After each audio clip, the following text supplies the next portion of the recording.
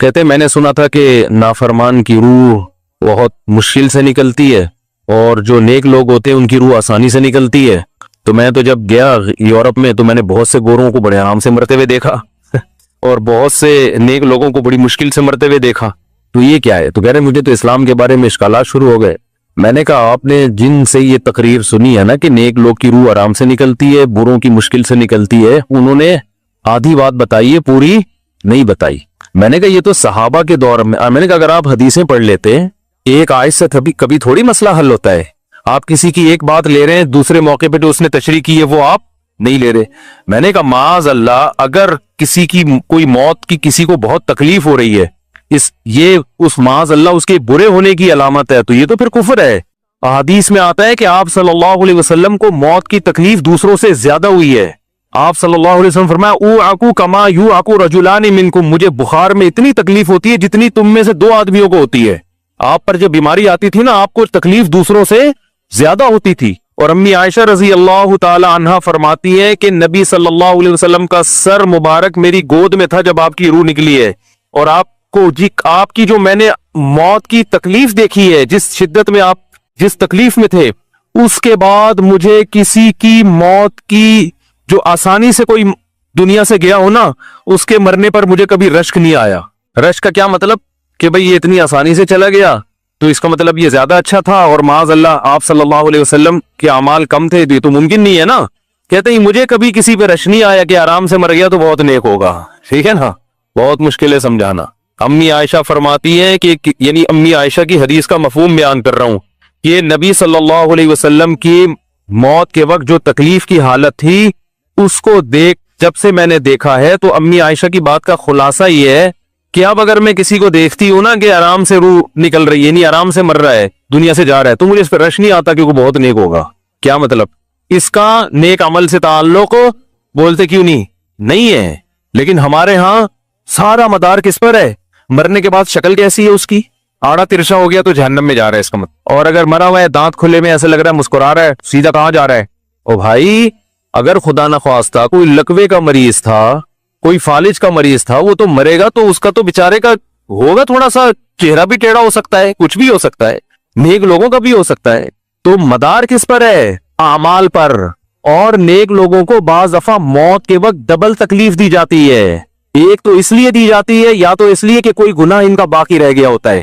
اللہ کیا کہتے ہیں بھائی قبر میں جانے سے پہلے اس کو ہمارے پاس دھلا کے لے کے آؤ، صاف ستھرا ہو کے. اب ہمارے پاس آ رہا ہے تو اب ہم نہیں چاہتے کہ اس کے گناہوں کی گٹری ہو، اس کو پاک صاف کر کے لے. میں نے بڑے بڑے بزرگ دیکھے جن کو آخری وقت میں بہت مصیبت میں گزری ان کی، یعنی زندگی کے آخری ایام، بیٹیوں کی ٹینشن، کسی بیٹی کو طلاق ہو گئی وہ گھر آ گئی، کوئی اور مسئلہ ہو گیا تو بڑی ٹینشن میں آخری وقت، لیکن وہ زبان سے کیا کہتے تھے؟ شکر. کیا شاید اللہ تعالی ہمارے گناہوں کو معاف کرنا چاہتا. اولاد کی حدیث میں آتا ہے کہ انسان کو اس کی گھر والی کی طرف سے، اس کی اولاد کی طرف سے، اس کے جسم کی طرف سے تکلیفیں پہنچتی رہتی ہیں اور اس کے گناہ معاف ہوتے رہتے ہیں حتی لقی اللہ طاہرا مطہرا.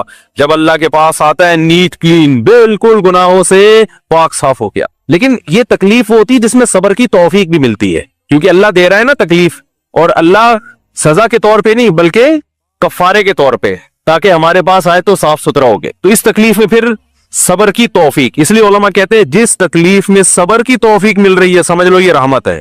یہ کیا ہے؟ رحمت. یہ اللہ آپ کو بنانا چاہ رہا ہے کچھ. اب لوگ کہتے ہیں یہ والی تکلیف کی وہ والی کیوں نہیں آئی ہے، یہ تو بہت زیادہ ہو گئی. تو بھئی اللہ سے کوئی نہیں لڑ سکتا، وہ جو دے رہا ہے وہ اس پہ صبر کرو. اسی کو کہتے ہیں تقدیر پر رضا، جو اللہ نے مقدر کیا ہے اب اس میں کیا ہے؟ کوشش کریں گے اللہ سے عافیت مانگے، اے اللہ ہمیں تکلیفیں نہیں چاہیے، ہم تو ویسے ہی کمزور ہیں، ایسا نہ ہو تکلیف میں اور ہی نافرمانی پہ نہ آ جائے. ہمیں تو خوشیوں بھری زندگی چاہیے، اور اللہ ان خوشیوں میں شکر کی توفیق دے کے گناہ معاف کر دے. ٹھیک ہے نا؟ جیسے لوگ حکیم کے پاس جاتے ہیں، حکیم صاحب کے پاس دو طریقے ہوتے ہیں علاج کے. ایک طریقہ تو یہ کہ بھائی یہ کڑوی گولی ہے، 2-3 کھاؤ گے فٹ فاٹ ہو جاؤ گے، اس میں یہ بھی پرہیز، یہ بھی پرہیز، یہ بھی پرہیز. اور ایک طریقہ ہوتا ہے بھائی دودھ جلیبی کھاؤ، علاج لمبا ہو جائے گا لیکن وہ دوا میں کیا ہے؟ دودھ جلیبی. تو آپ کہتے ہو بھائی یہ دودھ جلیبی والا مجھے دے دو، ٹھیک ہے لمبا علاج کروا لوں گا، فائدہ دیر سے ہوگا، لیکن میں یہ کریلے کا جوس نہیں پی سکتا. تو ہم نالائق لوگ ہیں. شکر سے بھی انسان کے ترقی ہوتی ہے، تو اللہ سے یہ مانگنا چاہیے اللہ ہمیں نعمتیں دے، تکلیفوں سے بچا اور شکر کی توفیق دے تاکہ ہمارے درجات بلند ہو. تو شکر کے بھی تو بڑے فضائل ہیں نا. تو مانگنے تو کیونکہ عبدیت اور غلامی کا تقاضا یہ ہے کہ اللہ سے عافیت مانگی جائے، لیکن اللہ تکلیف دے دے تو اس پہ صبر۔ تو ہمارے نبی صلی اللہ علیہ وسلم کو ہاں یا تو اس لیے تکلیف ہوتی ہے گناہ معاف، یا اس لیے کہ درجات بلند۔ اللہ چاہتا ہے کہ بھئی یہ دنیا آزمائش کی جگہ ہے، جب آخرت میں آنا تو اتنا تجھے نوازوں۔ تو ہمارے نبی صلی اللہ علیہ وسلم جنت میں آخرت میں سب سے اعلیٰ مقام کس کا ہوگا؟ سید الانبیاء محمد صلی اللہ علیہ وسلم، حضرت آدم سے بھی زیادہ، نوح علیہ السلام سے بھی زیادہ۔ تو اللہ نے فرمایا کہ آپ کو پروٹوکول دینے کے لیے آخری جو اب آپ کا آخرت کا سفر ہے نا، اس میں مادی تکلیف آپ کو دوسروں سے زیادہ دی جائے گی۔ یہی وجہ ہے کہ حضرت فاطمہ رضی اللہ تعالی عنہا آپ کی چہیتی بیٹی، جب انہوں نے آپ صلی اللہ علیہ وسلم کی اس تکلیف کو دیکھا نا، جو موت کے وقت تکلیف تھی اور جو بخار کی شدت تھی، واہ کرب ابتا، فرماتی ہائے میرے والد کا کرب، بہت زیادہ غمزدہ ہو گئی ان کو دیکھ کر کس قدر تکلیف میں ہے۔ تو آپ صلی اللہ علیہ وسلم نے فرمایا لا کرب علی ابیک بعد اليوم، کیسے تسلی کے جملے۔ اپنی بیٹی سے فرمایا ہے فاطمہ تیرے باپ پر آج کے بعد کوئی تکلیف، بولو لا کرب علی ابیک بعد اليوم، اس میں بھی آپ صبر کا پہلو تلاش کر رہے ہیں، شکر کا، بس یہ اللہ کی طرف سے آخری ہے۔ آج کے بعد اے میری بیٹی تیرے باپ پر کوئی تکلیف نہیں، اپنی بیٹی کو بھی تسلی دے رہے ہیں کہ غم ہلکا کر، بس یہ اللہ کی طرف سے آخری ہے، آج کے بعد کوئی تکلیف نہیں ہوگی۔ تو ہمارے ہاں وہ بیچارہ تکلیف سے جا رہا ہے، تو یار دیکھا آ گیا نا سامنے، لوگ کہیں یہ دیکھا ہم تو کہتے تھے بندہ ہی 2 نمبر ہے، اب آ گیا نا تو دیکھو کیسے مر رہا ہے۔ اور پیغمبروں کو تکلیف تو دی جاتی ہے، لیکن کوئی ایسا عیب نہیں ہوتا، ایسی بیماری نہیں ہوتی جو لوگوں میں معیوب سمجھی جاتی ہے، یہ نہیں ہوتا، کیونکہ پیغمبر اللہ کے قاصد ہیں، تو اللہ ان کو ہر لحاظ سے امت کو یہ بتانا چاہتے ہیں یہ میرے رسول ہیں، یہ میرے سفیر ہیں۔ تو کوئی بھی ایسی چیز جس کی وجہ سے لوگوں کو ان سے نفرت ہو، یا طبعی نفرت جو انسان کے اختیار میں نہیں ہوتی، تو اللہ ایسی بیماری اور ایسی تکلیف سے بچاتے ہیں ان کو۔ سمجھ میں آ رہی ہے بات؟ لیکن امتی کو ایسی تکلیف ہو سکتی ہے، یہ جو ختم نبوت کے علماء کہتے ہیں نا مرزا غلام احمد بیت الخلاء میں گر کے مر گیا، تو بعض لوگ کہتے ہیں وہ تو بیت الخلاء میں تو فلاں بزرگ کا بھی انتقال ہوا تھا، فلاں کا بھی بزرگ کا ہو سکتا ہے، پیغمبر کا بیت الخلاء میں انتقال بولو نہیں ہو سکتا، کیونکہ پیغمبر کو اللہ ایسے عیب سے بچاتے ہیں جو انسانوں میں عیب سمجھے جاتے ہیں۔ تو پیغمبر کو ایسی بیماری نہیں ہوتی، جیسے اچھوت کی بیماری ہے کہ کوئی ہاتھ نہیں لگا سکتا اس کو، ایسی بیماری پیغمبروں کو نہیں ہوتی۔ کوڑ کی بیماری پیغمبروں کو نہیں ہوتی، کیونکہ ایسی بیماری جس سے لوگ گھن کھاتے ہیں، ایسی نہیں، لیکن امتی کو ہو سکتی ہے، امتی کو ایسی بیماری ہو سکتی ہے، اللہ اس کے درجات کیا کرے گا؟ بلند کرے گا اس سے۔ مجھے ایک واقعہ کسی نے سنایا کہ ایک ہندو تھا، اس کو کوڑ کی بیماری تھی، کوڑ نہیں ہوتا گوشت گلنا شروع ہو جاتا ہے، تو یہ بیماری پھیلتی ہے، تو اس کے رشتہ داروں نے بالکل الگ کر دیا اس کو، وہیں سے کھانا پھینکتے ایسے کر کے، کہیں تبلیغی جماعت گئی، ان کو پتا چلا، وہ بیٹھ گئے اس کے پاس جا کے، اس کو کھلا بھی رہے ہیں پلا بھی رہے ہیں، تو وہ بڑا متاثر ہوا، یار سب نے چھوڑ دیا اور مسلمان ہو گئے، تبلیغ والے تو اکرام کا کوئی موقع الحمدللہ چھوڑتے نہیں ہے، تو وہ مسلمان ہو گیا اور پھر اس کا انتقال ہو گیا تھوڑے دنوں میں۔ اب دیکھو اللہ نے جو اس کو کوڑ کی بیماری میں ڈالا، یہ بیماری اس کے لیے رحمت بن گئی کہ نہیں بن گئی؟ تو کفر کی حالت میں کوئی اچھا کام کیا ہوگا اس نے، اس کے بدلے میں اللہ نے اس کو کیا دے دیا؟ کوڑ کی بیماری۔ اب دنیا کہے گی یار عام کافر جو اچھے کام نہیں کرتے وہ تو فٹ فاٹ گھوم رہے ہیں، اور یہ تھوڑا بہت خیال کرتا تھا، اس کو اللہ نے کیا دے دیا؟ بھائی اس کو دیا اس لیے کہ اللہ کو پتا ہے کہ جی کوڑ میں ہوگا تو تبلیغ والے آئیں گے، اس کی آؤ بھگت کریں گے، اور یہ کیا ہو جائے گا؟ اسلام میں داخل ہو جائے۔ تو اللہ کے کام ہے، یہ اللہ ہی بہتر جانتا ہے۔ تو بعض دفعہ اللہ تکلیف میں ڈالتے ہیں تاکہ آپ کے گناہ دھل جائیں۔ تو اس لیے موت کی جو تکلیف ہے نا، اچھا اور عین ممکن ہے کوئی بہت بڑا بدماش ہو، بڑے آرام سے مر جائے، اور مرنے کے بعد ایسی خوبصورت اسکن ہو جائے اس کی، کیونکہ اسکن کی اچھے یا برے ہونے کا تعلق موسم سے ہے، جینے ٹھیک ہے نا۔ جس کو برین ہیمریج ہوتا ہے تو چہرہ خراب ہوتا ہے، چاہے وہ نمازی ہو۔ میں نے ایسے پکے نمازیوں کو جن کی نماز کی حالت میں ڈیتھ ہوئی ہے، ان کو دیکھا موت کے بعد ان کا چہرہ کالا ہو گیا۔ یہ بری بات نہیں تھی، یہ کالا اس لیے ہو گیا کہ برین ہیمریج ہوا، رگ پھٹی ہے تو بلیڈنگ ہونا، اور ہارٹ اٹیک بھی ہوا پھر ان کو، تو ڈاکٹر کہہ رہے تھے ان کو جلدی دفناؤ کیونکہ یہ بہت جلدی ان کا جسم خراب ہو جائے گا۔ حالانکہ پھر میں نے خواب میں ان کو جنت میں بھی دیکھا، صحیح ہے نا۔ تو خام خمانہ لوگوں نے یہ چیزیں منائی ہوئی ہیں۔ تبھی میت کو چھپانے کا حکم ہے، کیونکہ اکرام کرنا ہے نا، تو چہرہ مرنے کے بعد بگڑنا شروع ہوتا ہے، یہ ہر ایک کا ہوگا، چاہے نیک ہو چاہے برا، تبھی تو حکم ہے کہ اس کو جلدی دفن کرو، کیونکہ اس کی توہین ہے اب لوگوں کے سامنے رکھنا۔ اور ہمارے کیا ہو رہا تھا، باقاعدہ مردوں کے ساتھ سیلفیاں چل رہی ہیں، ناک میں روئیاں ٹھوسی ہوئی ہیں، اور ویڈیو بن رہی ہے، اور زیارت ہو رہی ہے، لائن لگ لگ کے پبلک دیکھے جا رہی ہے۔ کیا جاہلانہ رسم ہے یار، کیا جاہلانہ۔ میت میں اور دلہن میں فرق ہونا چاہیے۔ दुल्हन की मुंह दिखाई होती है, वो महल्ले पड़ोस की औरतें आती हैं, भाई दुल्हन आई है ब्यूटी पार्लर करके देख रही है, तो मुर्दे और दुल्हन में इतना तो फर्क करो, मुर्दे की भी रूनुमाई हो रही है, तो ये गलत रस्म है। इंतकाल हो गया, फौरन चेहरे पे कपड़ा। हाँ, जो उसके बहुत करीबी लोग हैं, करीबी लोग ऐसा होते हैं कि अगर वो बदबू आ भी रही हो, चेहरा बिगड़ भी जाए, उनको नफरत नहीं होती। बेटे को अपने बाप से नफरत नहीं होगी, चाहे जैसा भी हो, चेहरा जैसा भी बिगड़ जाए, वो कहेगा यार मेरा इसका रिश्ता खूबसूरती की बेस पे थोड़ी है। लेकिन अजनबी लोग जब उसको देखेंगे तो चेहरे के बारे में तबसरे भी करेंगे। और एक साहब का इंतकाल हुआ, मैंने कहा जल्दी दफनाओ, चेहरा ना दिखाओ, तो उन्होंने कहा लोग कहेंगे यार लगता है कुछ चेहरा बिगड़ गया इसलिए छुपा रहे हैं। मैंने कहा अब तो और छुपाना चाहिए, इसलिए कि जिसका बिगड़ जाए उसको तो छुपाएंगे तो फिर लोग यकीनन कहेंगे बिगड़ा हुआ चेहरा है, तो इस रस्म ही को खत्म कर देना चाहिए। इंतकाल हुआ, फौरन चेहरे पे कपड़ा। हाँ, बीवी देख सकती है अपने शौहर को, या बेटे हैं, या इस तरह जो भाई बहन है करीबी, वो देख लें, बाकी पब्लिक से छुपा के उसको फौरन क्या करो, दफन। अब तो कब्र में जाके भी दिखा रहे होते हैं। ये अजमियों की गंदी रस्म है, बुरी रस्म है। गंदी का लफ्ज मैंने थोड़ा सा ज्यादा सख्त इस्तेमाल किया, लेकिन मुझे इससे ज्यादा हल्का लग नहीं रहा कोई लफ्ज। अरब में ऐसा नहीं होता। सऊदी अरब में जो है ना, अरब लोग बहुत सी चीजों में अभी भी इस्लाम के बहुत करीब हैं, बड़े खानदान। हम लोग चूंकि हिंदुओं के साथ ज्यादा रहे हैं ना इंडिया में, तो बहुत सी चीजें हमने वहां से क्या ली हैं जो मजहबी लोगों में भी आई हैं। अरब में ये सिस्टम नहीं मिलेगा आपको। अरब में जब तक जिंदा है, एहतराम, अदब, तमीज, इंतकाल हो गया, फौरन से पहले दफनाया, कब्र पे तख्ती भी नहीं लगाते। वो जब जायज है तख्ती लगाना, लेकिन वो भी नहीं लगाते। कह रहे अब इसको तख्तियों की जरूरत नहीं है, अब दुआओं की जरूरत है। दुआएं होती रहती है अब्बा के लिए, सदकात और खैरात करते हैं, तब ऐसा सदके करते हैं अरब कि आपकी सोच होगी। ऐसी सखावत है अरबों में, अपने अब्बा के लिए, अपनी अम्मा के लिए दुआएं करते हैं। वो मैंने बताया ना, एक वाकया मैंने बहुत पहले सुनाया था, जद्दा में मैं किसी के यहाँ ठहरा हुआ था, सऊदी अरब में, पाकिस्तानी थे वो किसी अरब के साथ 30 साल से मुलाजमत कर रहे थे। अरबों का ना आपको एक पहलू दिखाया जाता है मीडिया पे, जो अच्छा पहलू है वो नहीं दिखाया जाता, और इस्लाम की वजह से उनमें खूबी है वो नहीं दिखाया जाता। तो एक अरब शेख था जिसकी, हाँ ये मुलाजिम। दूसरा, अरब का जो असल कल्चर आपको मिलेगा गांव देहातों में, शहरों में तो पता नहीं कौन कौन आगे आबाद हुआ है, उसमें अच्छे भी हैं बुरे भी हैं। कह रहे मैंने देखा कि वो एक अरब शेख अपनी फैक्ट्री से निकला, मैं तो एक भिखारी आया, उसने अल्लाह के नाम पे कुछ मांगा, इसके पास पता नहीं तनख्वाह बांटने निकल रहा था, क्या निकल रहा था, इसके पास बहुत सारे पैसे थे रियाल, तो इसने उसको भिखारी को दे दिए। भिखारी को जैसे दिए, भिखारी ने, अच्छा ये अरब भी 80 साल का बुढ़ा, तो उस भिखारी ने इसके अरबी के माँ बाप को दुआएं देना शुरू कर दी दिल से ना। वो पाकिस्तानी था, वो बड़ा होशियार, दुआएं दी, अल्लाह करे तुम्हारे अब्बा की मगफिरत हो जाए, अल्लाह करे। तो वो अरब को इतना अच्छा लगा, उसने और दे दिए। फिर वो शुरू हो गया, तो अल्लाह करे तुम्हारे अब्बा वो फिर और देती। कह रहे इतने पैसे उस भिखारी को दे दिए। मैंने कहा यार ये तो लाखोंपति बन गया है, सारे पैसे खत्म हो गए इसके पास, और वो घुन्ना दुआएं देता जा रहा है। वो जो घुन्ना था ना, वो क्या कर रहा है, वो भी घुन्ना बन के तबीयत से दुआएं दे रहा है। वो रोना भी आ जाता है पाकिस्तानियों को, आपको पता है।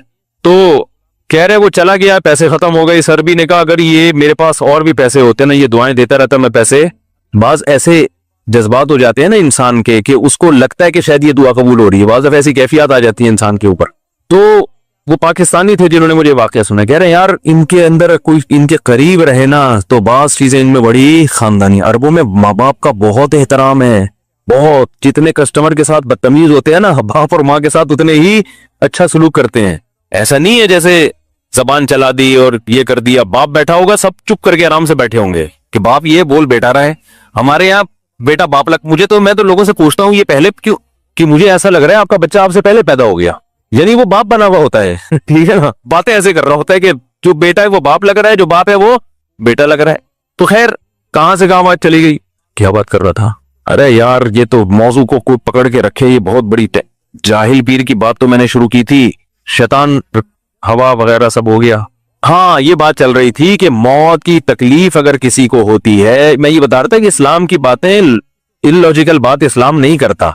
हाँ, मजहबी लोग बाज दफा ऐसी बातें करके लोगों को बेवकूफ बना देते हैं, कुरान की आयतों की गलत तफसीर कर लेते हैं कि भाई वो इतनी तकलीफ से मरा, इसका मतलब वो जहन्नम में जाएगा, वो नेक आराम से मर गया। तो ये कुरान और सुन्नत से मिलता है कि नेक लोगों को मौत की तकलीफ बहुत दफा होती है, ज्यादा, बहुत दफा नहीं भी होती। अब ये नहीं कि कोई आराम से मर गया तो आप कहें सीधा जहन्नम में गया, इसको तो तकलीफ ही नहीं हुई, ये भी जरूरी नहीं है। ठीक है, उसको बोले ये अल्लाह की रहमत है, अच्छा गुमान रखना चाहिए ना कि भाई ये अल्लाह ने पहले ही धुला दिया इसको। तो ये जो मौत की तकलीफ जिसको कुरान में आता है ना कि बुरे लोगों को मौत की तकलीफ होती है, वो रूह निकलने की है, कि जब आलम बरज़ख की तरफ रूह जाती है और उसको बरज़ख की चीजें नजर आना शुरू होती हैं, तो फिर रूह चाहती नहीं है कि मैं जिस्म से जुदा हूं, लेकिन फरिश्ते उसको खींच के निकालते हैं। تو یہ عالم برزخ کی چیز ہے, اس کا اس مادی زندگی سے تعلق نہیں ہے. مادی زندگی میں تو کسی کے یہاں گولی مارو گے نا, ٹھا کر کے گئی نکل گئی مر گیا, اور کسی کو کیما بنا کے مارو گے تڑپا تڑپا کے تو تڑپ تڑپ کے مرے گا وہ. مادی زندگی میں کسی کو آگ میں پھینکو گے تو جل کے مرے گا, چاہے نیک آدمی ہو, اور کسی کی گردن اڑاؤ گے تلوار سے تو 1 منٹ میں کیا ہو گیا, ختم. لیکن جو اس کی روح نکل رہی ہے, خدا کے پاس جا رہی ہے, وہ منظر نافرمان کا بہت ہی بھیانک ہوتا ہے, اور نیک آدمی کی روح ایسے پرواز کرتی ہے, وہ اس کی تکلیف ہے. اور اس پہ میں ایک واقعہ بھی سنا چکا ہوں, دوبارہ نہیں سناؤں گا, کہ کیسے دنیا میں بھی اس کے مشاہدات ہوئے ہیں لوگوں کو, کہ کیسے ان کو آخرت کی چیزیں نظر آنا شروع ہو گئی, اور وہ باتیں کر رہے ہیں, باقاعدہ بتا رہے ہیں فروح و ریحان و جنت نعیم, جو قرآن میں آتا ہے نا, فرشتے آتے ہیں اس کی روح قبض کرتے ہیں, تو وہ بعض دفعہ اللہ دنیا میں بھی دکھا دیتے ہیں. حدیث میں آتا ہے کہ آپ صلی اللہ علیہ وسلم کو موت کی تکلیف دوسروں سے زیادہ ہوئی ہے. آپ صلی اللہ علیہ وسلم فرمایا اوعکو کما یوعکو رجلان منکم, مجھے بخار میں اتنی تکلیف ہوتی ہے جتنی تم میں سے 2 آدمیوں کو ہوتی ہے. آپ پر جب بیماری آتی تھی نا, آپ کو تکلیف دوسروں سے زیادہ ہوتی تھی. اور امی عائشہ رضی اللہ تعالی عنہا فرماتی ہے کہ نبی صلی اللہ علیہ وسلم کا سر مبارک میری گود میں تھا جب آپ کی روح نکلی ہے, اور آپ کو آپ کی جو میں نے موت کی تکلیف دیکھی ہے, جس شدت میں آپ جس تکلیف میں تھے, اس کے بعد مجھے کسی کی موت کی جو آسانی سے کوئی دنیا سے گیا ہو نا, اس کے مرنے پر مجھے کبھی رشک نہیں آیا. رشک کا کیا مطلب, کہ بھئی یہ اتنی آسانی سے چلا گیا تو اس کا مطلب یہ زیادہ اچھا تھا, اور معاذ اللہ آپ صلی اللہ علیہ وسلم کے اعمال کم تھے, تو یہ تو ممکن نہیں ہے نا. کہتے ہیں مجھے کبھی کسی پہ رش نہیں آیا کہ آرام سے مر گیا تو بہت نیک ہوگا. ٹھیک ہے نا, بہت مشکل ہے سمجھانا. امی عائشہ فرماتی ہے کہ یعنی امی عائشہ کی حدیث کا مفہوم بیان کر رہا ہوں, کہ نبی صلی اللہ علیہ وسلم کی موت کے وقت جو تکلیف کی حالت تھی, اس کو جب سے میں نے دیکھا ہے, تو امی عائشہ کی بات کا خلاصہ یہ ہے کہ اب اگر میں کسی کو دیکھتی ہوں نا کہ آرام سے روح نکل رہی ہے, یعنی آرام سے مر رہا ہے, دنیا سے جا رہا ہے, تو مجھے اس پہ رش نہیں آتا کہ وہ بہت نیک ہوگا. کیا مطلب, اس کا نیک عمل سے تعلق بولتے کیوں نہیں ہے. لیکن ہمارے ہاں سارا مدار کس پر ہے, مرنے کے بعد شکل کیسی ہے اس کی, آڑا ترشا ہو گیا تو جہنم میں جا رہا ہے, اس کا مطلب. اور اگر مرا ہے دانت کھلے میں ایسا لگ رہا ہے مسکرا رہا ہے, سیدھا کہاں جا رہا ہے. بھائی اگر خدا نخواستہ کوئی لکوے کا مریض تھا, کوئی فالج کا مریض تھا, وہ تو مرے گا تو اس کا تو بیچارے کا ہوگا تھوڑا سا چہرہ بھی ٹیڑھا ہو سکتا ہے, کچھ بھی ہو سکتا ہے, نیک لوگوں کا بھی ہو سکتا ہے. تو مدار کس پر ہے, اعمال پر. اور نیک لوگوں کو بعض دفعہ موت کے وقت ڈبل تکلیف دی جاتی ہے. ایک تو اس لیے دی جاتی ہے, یا تو اس لیے کہ کوئی گناہ ان کا باقی رہ گیا ہوتا ہے.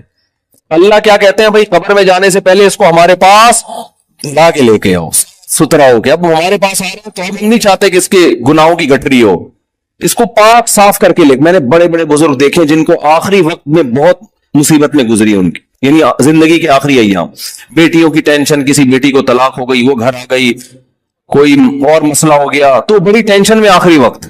لیکن وہ زبان سے کیا کہتے تھے, شکر, کیا شاید اللہ تعالیٰ ہمارے گناہوں کو معاف کرنا چاہتا. اولاد کی حدیث میں آتا ہے کہ انسان کو اس کی گھر والی کی طرف سے, اس کی اولاد کی طرف سے, اس کے جسم کی طرف سے تکلیفیں پہنچتی رہتی ہیں, اور اس کے گناہ معاف ہوتے رہتے ہیں, حتی لقی اللہ طاہرا مطہرا, جب اللہ کے پاس آتا ہے نیٹ کلین, بالکل گناہوں سے پاک صاف ہو گیا.